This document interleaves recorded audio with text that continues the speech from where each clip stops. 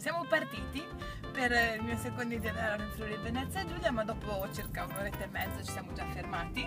Eccoci qua su uno splendido carro attrezzi che ci porterà a Parma per l'assistenza. Ora vi faccio vedere il mio marito alla guida di questo mezzo. Senza mani. Fai un sorriso, Riccardo. Non è molto Che bei momenti. Non è molto felice.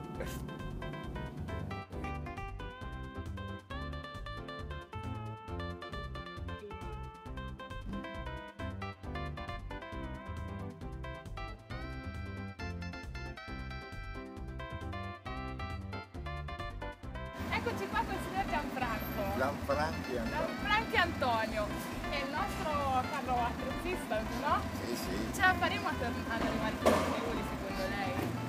Beh, adesso la riparano la macchina e poi dopo partirete, perché secondo me, forse speriamo che il guasto non sia grosso. Speriamo, Però, speriamo. ma sì.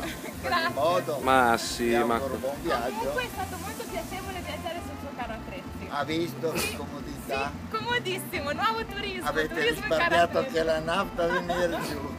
Grazie allora.